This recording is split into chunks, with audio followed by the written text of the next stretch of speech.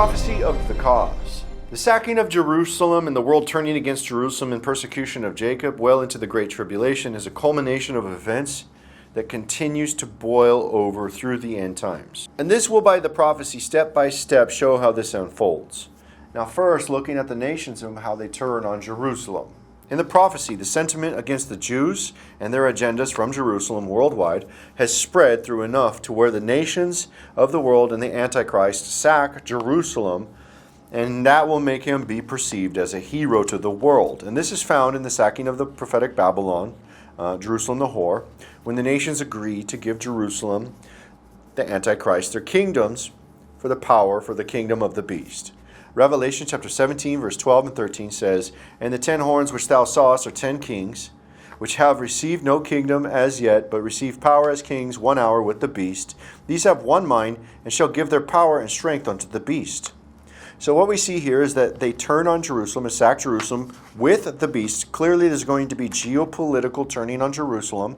That is definitely over the current events unfolding that you see with Israel and Palestine, annexing, the push of the third temple, snubbing their nose at the international leaders who are telling them what to do. This is exactly the same thing that occurred during 70 AD when they were sacked in Jerusalem, when they told Rome, no. What happened? They sacked Jerusalem. And this is the same thing that's going to happen again.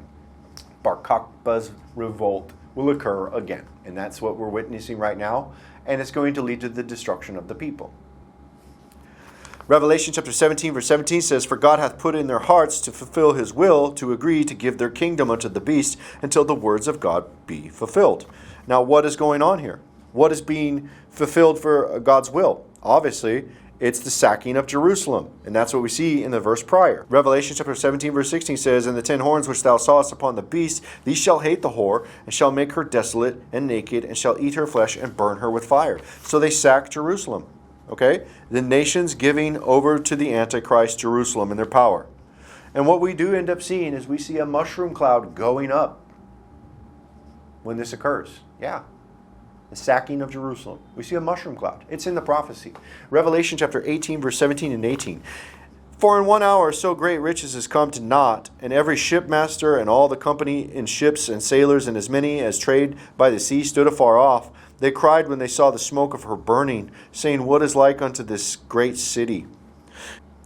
What the people see here is we see a mushroom cloud going up so big that everybody can see it out from the sea.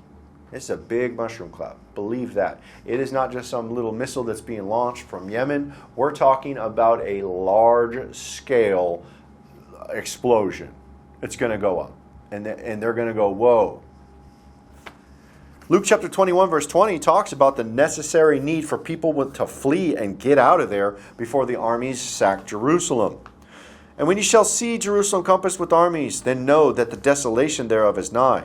Then let them which are in Judea flee to the mountains, and let them which are in the midst of it depart out, and let not them that are in the countries enter thereinto. For these be the day of vengeance, that all things which are written may be fulfilled." So we see the armies that are surrounding Jerusalem, the people flee, right? And what follows immediately after?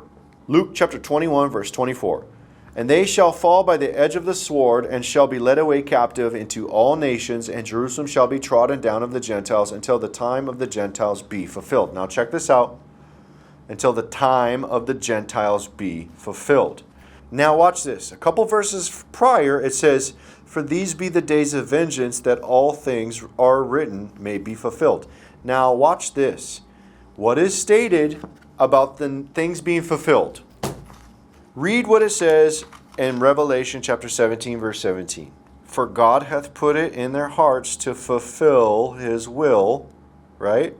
"And to agree and give their kingdom unto the beast, until the words of God shall be fulfilled." What words of God shall be fulfilled?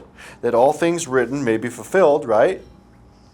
And that the days of vengeance, that all things which are written may be fulfilled.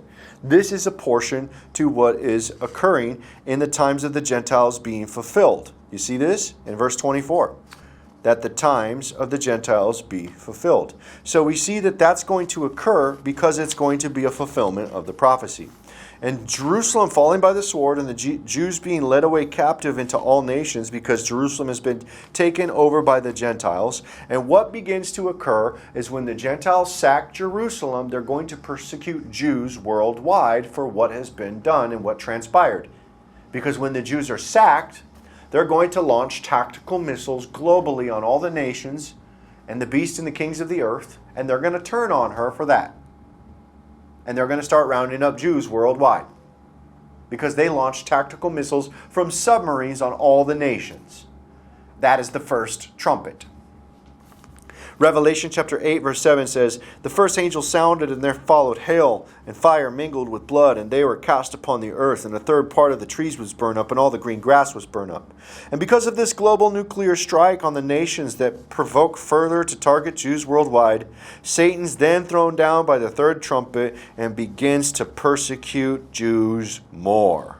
And during that period, this is when we end up seeing fulfillment of things, where Revelation chapter 8 verse 4 through 6 talks about the blood in the fountains. "And the third angel poured out his vial upon the rivers and fountains of waters, where they became blood. And I heard the angel of the waters say, Thou art righteous, O Lord, which art and was and shall be, because thou hast judged this. For they have shed the blood of the saints and the prophets, and thou hast given them blood to drink, for they are worthy."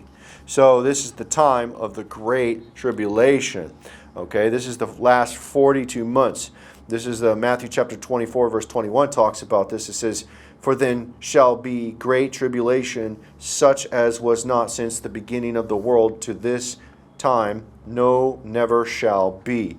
Now mind this, the same thing it says that the roundup in the blood of the Jews in the fountains, okay, and giving them blood to drink, that it's just because they've killed and shed the blood of the prophets and the saints.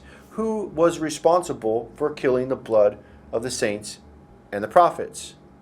It was the Jews. Matthew chapter 23 clearly states that, "O Jerusalem, Jerusalem, on you shall come all the blood, righteous blood of the earth," from Abel to Zechariah, right? That on you all the righteous blood of the earth shall come. And we also see that mentioned, okay, in Revelation chapter 18, verse 18, about the sacking of Jerusalem, okay, before the launches of the nuclear missiles, where it says, "And in her," in verse 24, 18:24, it says, "And in her was found the blood of prophets and of saints and of all that were slain upon the earth." In who? In Jerusalem. And then in verse 20 it says, "Rejoice over her, thou heaven, and ye holy apostles and prophets, for God hath avenged you on her." On who? On Jerusalem, over the blood of the saints. And that's the same thing that is stated for the judgment in Revelation chapter 8, verse 6, where it says, "For they have shed the blood of saints and prophets, and thou hast given them blood to drink, for they are worthy." And so the provocation of the unbelieving Jews at the third temple, creating that controversy, brings that 42 months of sacking of Jerusalem, which is seen in Revelation chapter 11, verse 1 and 2, where it says, "And there was given me a reed like unto a rod, and the angel stood, saying, Rise and measure the temple of God, and the altar, and them that worship therein. But the court which is without the temple leave out, and measure it not, for it is given unto the Gentiles, and the holy city shall tread underfoot 42 months. And this is the same 42 months that is mentioned about the beast taking Jerusalem in Revelation chapter 13, verse 5, where it says he will continue for 42 months. And then in verse 7, it says that for he's been given power over all kindreds, nations, and languages and tongues. And this is a portion of the Great Tribulation in which the Jews will be persecuted worldwide, fulfilling Luke 21, verse 24. And this is the prophecy for all of the controversy that has occurred over Jerusalem in its sacking, and then the last 42 months of the Great Tribulation period, where the woman is out in the wilderness, protected, exodused out, as it says in the book of Revelation, chapter 12, verse 6, that the woman fled into the wilderness where she has a place prepared of God, that they should feed her there for 1,260 days. This is the portion of that same 42 months in which everybody will flee and go into the wilderness, and Jerusalem will be sacked, and then the rest of the Jews worldwide will be persecuted over this controversy of the third temple, over the snubbing their nose at the kings of the earth, and the provocation that occurs after they've been sacked by launching missiles on them all and the kings of the earth. And this brings about the Great Tribulation that has never been seen before on the earth. And this is the prophecy of the cause.